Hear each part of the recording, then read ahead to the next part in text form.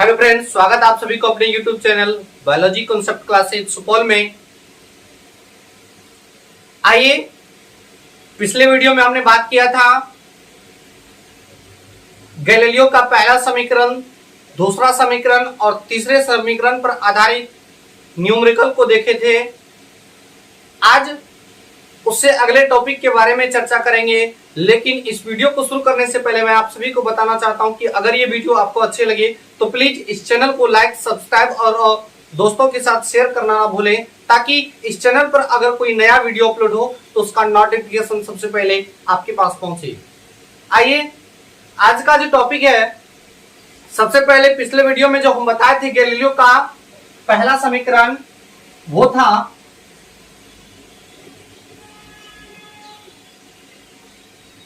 V बराबर U plus eighty. दूसरा समीकरण था S बराबर UT plus half A T square, और तीसरा इक्वेशन था V स्क्वायर बराबर U square plus 2AS।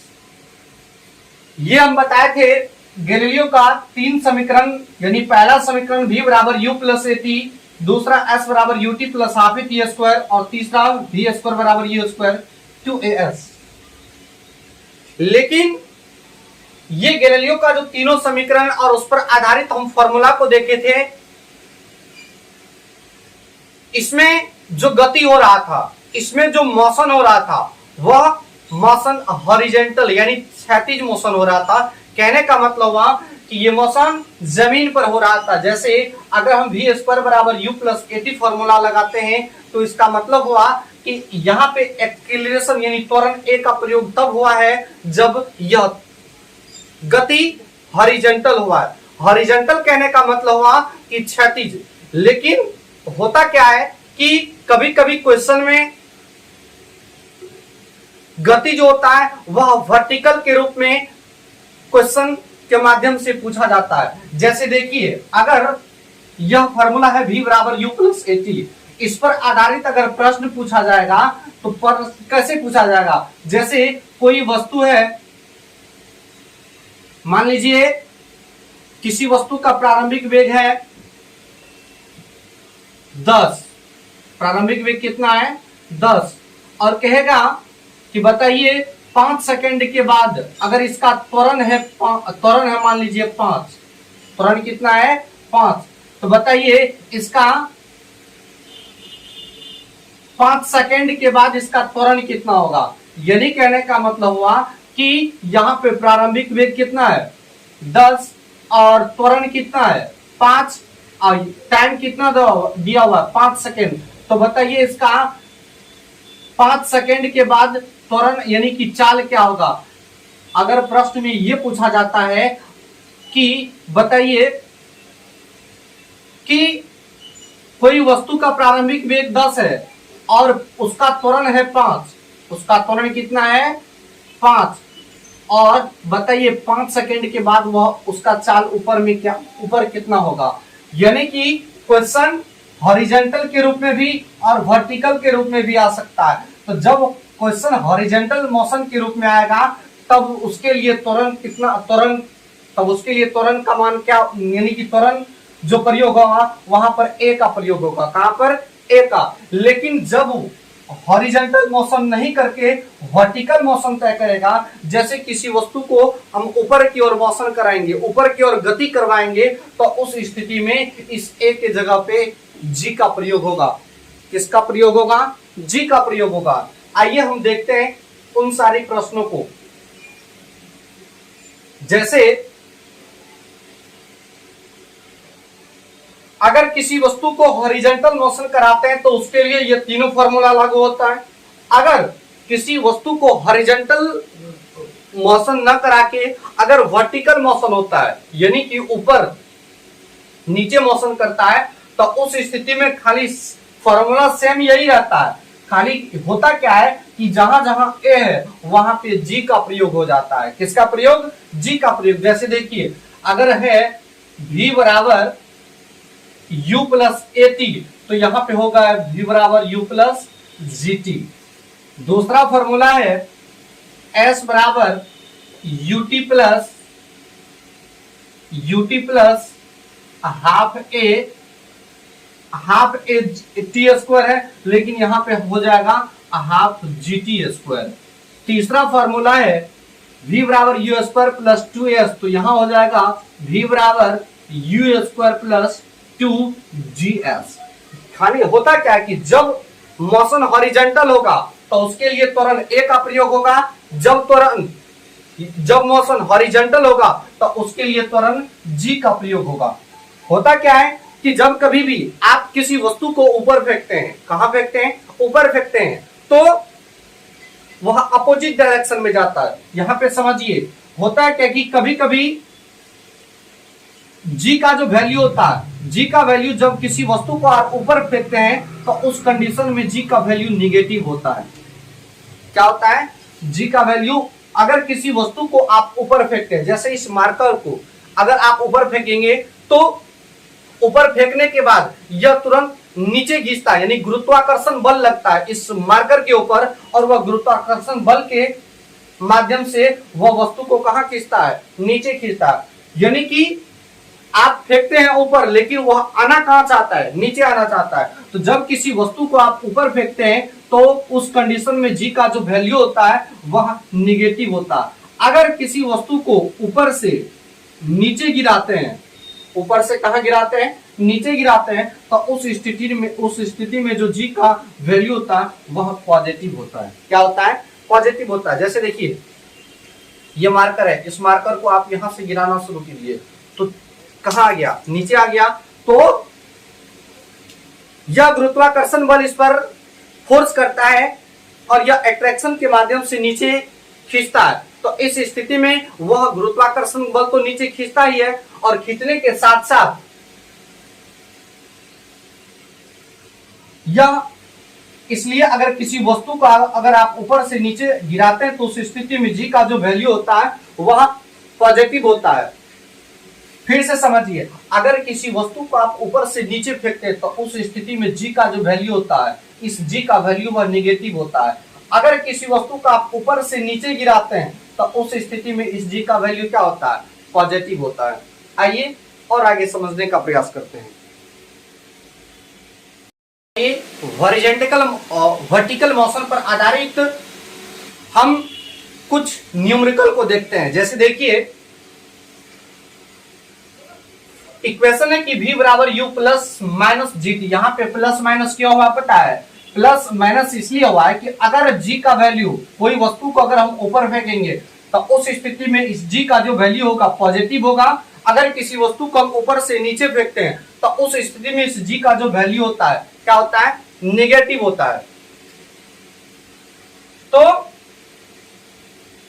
Negative होने के नाते यहां पे आया v बराबर u plus minus G T. अगर किसी वस्तु को हम नीचे से ऊपर फेंकते हैं, मान लीजिए नीचे से कहां फेंकते हैं, ऊपर फेंकते हैं, तो जब किसी वस्तु को हम नीचे से ऊपर फेंकेंगे, जैसे देखिए ये मार्कर है और इस मार्कर को हम फेंकेंगे तो अभी यह मोशन में है, लेकिन इसका जो प्रारंभिक वेग होगा, प्रारंभिक वेग क्या होगा, अगर हम फेंकेंगे तो अभी तक तो ये मोशन में था, यहां से छूट के अगर जाएगा तो छूट के जाएगा, उसका जो वेग होगा वही यहाँ पे प्रारंभिक वेग माना जाएगा।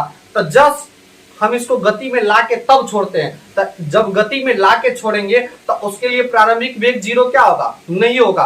प्रारंभिक वेग जीरो कब होगा, जब अचानक इसको यहां से, मान लीजिए ये वस्तु है, यहां से गिरा दिए तो इसका प्रारंभिक वेग क्या हो जाएगा, जीरो हो जाएगा।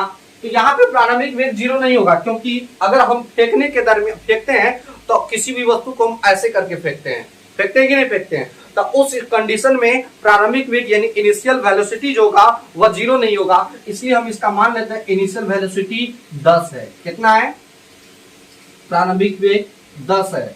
और प्रश्न ये पूछता है कि बताइए 5 सेकेंड के बाद, कितना सेकेंड के बाद किसी वस्तु को नीचे से ऊपर फेंका जाता है, प्रारंभिक वेग है 10 और 5 सेकेंड के बाद बताइए यह कितने ऊपर तक जाएगी, कहां तक जाएगी। तो आपके सामने फॉर्मूला है v बराबर u प्लस u प्लस, अब आप बताइए यह ऊपर की ओर फेंक रहे हैं ना, तो जब ऊपर की फेंक रहे हैं तो उस कंडीशन में जी का वैल्यू प्लस पॉजिटिव होगा कि नेगेटिव। हम अभी जस्ट बताएं कि जब किसी भी वस्तु को आप नीचे से ऊपर फेंकते हैं तो उस कंडीशन में जी का वैल्यू क्या होता है, नेगेटिव होता है। तो यहाँ पे भी जी का वैल्यू क्या होगा, नेगेटिव, यानी u माइनस जीटी होगा। u का वैल्यू कितना है 10 माइनस जी का वैल्यू, समझिए जी का जो वैल्यू होता है वह होता है 9.8 मीटर पर सेकेंड स्क्वायर, लेकिन इसको अप्रॉक्स 10 माना जाता है। कितना माना जाता है, 10 माना जाता है। तो हम यहाँ पे जी का वैल्यू मानेंगे 10 गुना टी, समय कितना है 5, बराबर क्या हो गया 10 माइनस 50 बराबर माइनस 40। यानी कि देखिए जब किसी वस्तु को आप ऊपर फेंक रहे हैं तो उसका जो वैल्यू निकलता है वह नेगेटिव, यानी नेगेटिव वैल्यू निकलता है। क्यों निकलता है, क्योंकि जब किसी वस्तु को आप ऊपर फेंकते हैं तो वह ऊपर में रहना पसंद नहीं करता, वह गुरुत्वाकर्षण बल के माध्यम से वह वस्तु कहाँ आना चाहता है, पृथ्वी उसे कहाँ खींचनी चाहती है, अपनी ओर। तो उस कंडीशन में उसका वैल्यू कितना आ गया -40। एक प्रश्न और देखिए, यहीं पे अगर कोई वस्तु है मान लीजिए और उस वस्तु को फेंका जाता है, उस वस्तु को क्या किया जाता है, फेंका जाता है। तो मान लीजिए अगर कोई वस्तु है फेंका जाता है, फेंका नहीं जाता है, गिराया जाता है, क्योंकि अगर फेंका जाएगा तो उसका प्रारंभिक वेग 0 क्या होगा, नहीं होगा। लेकिन अगर गिराया जाएगा तो उसका प्रारंभिक वेग क्या होगा, 0। तो मान लीजिए कोई वस्तु है और इस वस्तु को यहां से गिराते हैं तो यहाँ का प्रारंभिक वेग कितना होगा, यानी कि u का वैल्यू कितना होगा, 0। कितना होगा, 0। उसके बाद कहते हैं इसका निकालिए, मान लीजिए 2 सेकेंड के बाद, कितने सेकेंड के बाद, यानी t का वैल्यू है 2 सेकेंड के बाद, बताइए यह इसका वेग क्या होगा। तो आपको पता है कि v बराबर u plus G T, v बराबर u। अब देखिए किसी वस्तु को आप नीचे गिरा रहे हैं, तो जब हम नीचे गिराएंगे तो हम अभी बताएं कि जब किसी वस्तु को नीचे से ऊपर फेंकते हैं तो g का वैल्यू नेगेटिव, अगर ऊपर से नीचे फेंकते हैं तो g का वैल्यू पॉजिटिव, क्या होता है, पॉजिटिव। तो यहाँ ऊपर से नीचे गिरा रहे हैं तो इस कंडीशन में g का वैल्यू क्या होगा, पॉजिटिव होगा। तो यहाँ पे पॉजिटिव फॉर्मूला लगाएंगे, u प्लस जी टी बराबर u का वैल्यू कितना है 0 प्लस g का वैल्यू कितना है, हम बताएं कि अप्रोक्स कितना होता है 10, और t का वैल्यू कितना है 2, यानी कि कितना होगा 0 2 20 बराबर 20। इसलिए इसका यानी 2 सेकेंड के बाद यह कितना दूरी कितना करेगा, 20 मीटर। कितना, 20 मीटर। तो ये जो मोशन होता है हॉरिजॉन्टल और वर्टिकल मोशन, आप सीधा सीधी इतना समझिए कि हॉरिजॉन्टल मोशन में अगर क्षैतिज कोई वस्तु मोशन कर रहा है तो उसके लिए त्वरण ए का प्रयोग होता है। किसका प्रयोग होता है, ए का प्रयोग होता है। और जब कोई वस्तु वर्टिकल मोशन करता है, यानी कि उदग्र मोशन करता है, ऊपर नीचे मोशन करता है, तो उसके लिए त्वरण क्या होता है, जी होता है। और जी का वैल्यू ऊपर जाने पर नेगेटिव होता है और नीचे आने पर नेगेटिव पॉजिटिव होता है। तो आप देखिए कि किस तरह की जी का वैल्यू पॉजिटिव कैसे होता है, नेगेटिव कैसे होता है। इस पर न्यूमेरिकल को देखिए, आइए और इससे आगे समझने का। अब देखिए गैलीलियो का दूसरा समीकरण है S बराबर ut plus minus half is GT square. इससे पहले देखिए गैलीलियो का फर्स्ट समीकरण पर आधारित वर्टिकल मोशन पर कैसे न्यूमेरिकल को सॉल्व किया जाता है। अभी है ये गैलीलियो का दूसरा समीकरण वर्टिकल मोशन पर। तो अब देखिए इसमें कैसे होता है, जैसे मानिए कि यह कोई छत का मीनार है और इस पर से किसी कोई वस्तु को गिराया जाता है। तो जब ये गिराया जाएगा किसी वस्तु को तो यहाँ पे इसका इनिशियल वेलोसिटी कितना होगा, 0 होगा। इनिशियल वेलोसिटी कितना होगा, 0 होगा। और बताइए अगर किसी वस्तु को नीचे फेंका जाता है तो हम अभी जस्ट बताएं कि जब किसी वस्तु को ऊपर से नीचे गिराया जाएगा तो जी का वैल्यू क्या होगा, प्लस में, यानी पॉजिटिव होगा। बताइए कि 2 सेकेंड के बाद, कितना सेकेंड के बाद, 2 सेकेंड के बाद इसका वेग क्या होगा, इसकी वह कितनी दूरी तय करेगी। तो आइए हम फॉर्मूला पर सॉल्व करते हैं। आपको पता है कि S बराबर ut अब बताइए यहाँ पे किसी वस्तु को ऊपर से नीचे गिराया जाता तो इस कंडीशन में इस g का वैल्यू क्या होगा, पॉजिटिव होगा। तो हम पॉजिटिव वाला फॉर्मूला का पॉजिटिव हाफ जीटी स्क्वायर, क्या होगा जीटी स्क्वायर, तो बराबर हो जाएगा u का वैल्यू कितना है 0, t का वैल्यू कितना है 2, ये पूरा टर्म क्या हो जाएगा 0 हो जाएगा, प्लस हाफ g का वैल्यू कितना है 10 और t का वैल्यू कितना है 2, लेकिन t का स्क्वायर है तो 2 का स्क्वायर 2 दूनी 4, इससे इसको काटेंगे तो 2 दूनी 4, क्या हो गया यहाँ पे ये पूरा टर्म 0 हो गया, तो ये 0 प्लस 10 दूनी 20 बराबर कितना हो जाएगा 20 मीटर। यानी कहने का मतलब हुआ कि अगर किसी वस्तु को आप ऊपर से नीचे गिराते हैं और उसका प्रारंभिक वेग 0 है तो 2 सेकंड के बाद कितने दूरी आप पर आएगी 20 मीटर के बाद, कितने दूरी के बाद 20 मीटर तक। तो ऐसे ही होता है कि जब आप हॉरिजॉन्टल और वर्टिकल मोशन, देखिए एग्जाम में जो प्रश्न आता है ना वह प्रश्न दोनों ही मोशन पर होता है हॉरिजॉन्टल मोशन पर भी इक्वेशन के आधारित प्रश्न को पूछा जाता है, और कभी कभी होता क्या वर्टिकल मोशन, ऐसा तो नहीं कि कोई वस्तु नीचे ऊपर यानी हॉरिजॉन्टल ही मोशन करता है, नहीं वर्टिकल भी मोशन करता है, ऊपर नीचे भी मोशन करता है। जैसे आप जहाज को देखिए ऊपर नीचे, जैसे आप किसी वस्तु को नीचे से ऊपर ले जाते हैं या कोई वस्तु नीचे से ऊपर जाता है तो मोशन जो होता है वह दोनों कंडीशन में होता है। जैसे देखिए अगर मोशन ऊपर नीचे होगा यानी कि अगर मानिए अगर मोशन पॉजिटिव में होगा, हम बताए थे पिछले वीडियो में कि एक्सेलरेशन त्वरण भी दो तरह का होता है, एक होता है दो पॉजिटिव त्वरण, एक होता है नेगेटिव त्वरण।